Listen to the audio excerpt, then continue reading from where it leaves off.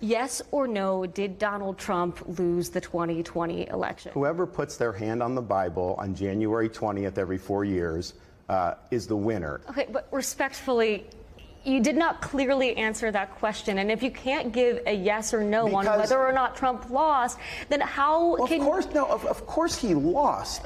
Trump lost the 2020 election. Of course. Okay. Joe Biden's the president. Nearly 3 years after the 2020 election, Ron DeSantis has finally admitted that Donald Trump lost, sorta. Now that the Florida governor's own presidential campaign is floundering and he's trailing the indicted ex-president by double digits in every poll, DeSantis is willing to state the obvious. But where does he get off saying, of course Joe Biden's the president, of course Donald Trump lost, as if that's what he's been saying all along, as if DeSantis has not spent the past 2.5 years hedging and passive voicing his way out of stating that exact fact, all while pushing big lie adjacent conspiracy theories about election fraud and endorsing election denying candidates for office.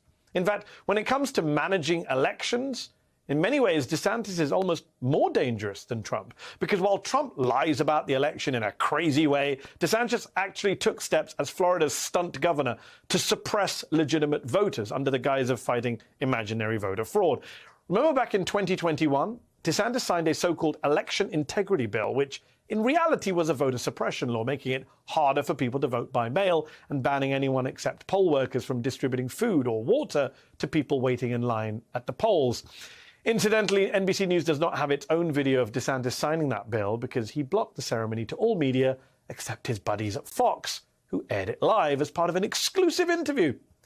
And do not forget his tough guy press conference where he posed with law enforcement to brag about arresting a bunch of mostly black Floridians for alleged voter fraud.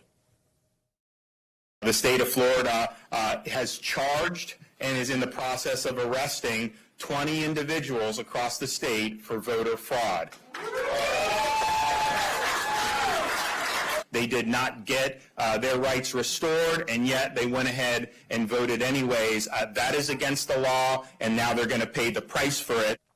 We saw those arrests. The alleged perpetrators were confused. They had no idea what they were supposed to have done wrong. And the police didn't have any answers either.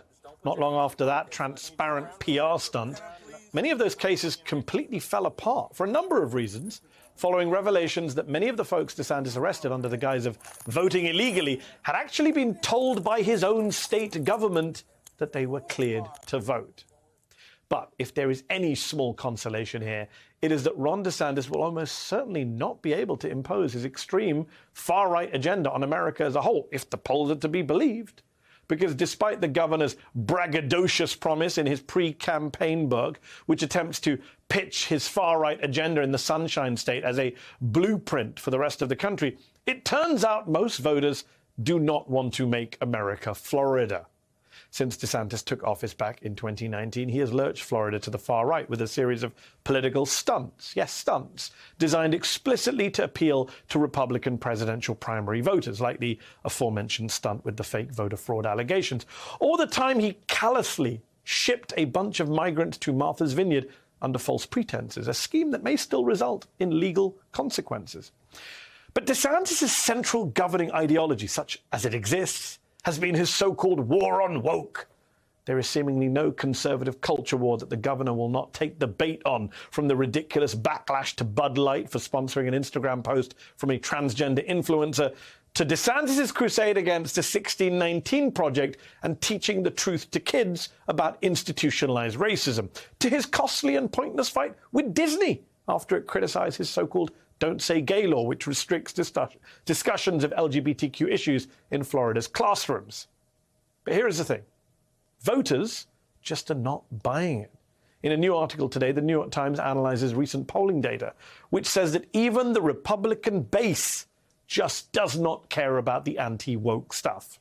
Quote, when presented with the choice between two hypothetical Republican candidates, only 24% of national Republican voters opted for a candidate who focuses on defeating radical woke ideology in our schools, media and culture over a candidate who prioritizes law enforcement and border security. Among those 65 and older, often the most likely age bracket to vote, only 17% signed on to the anti-woke crusade. Governor DeSantis has spent years picking these BS culture war fights, only to find that less than a quarter of the Republican base cares about any of it.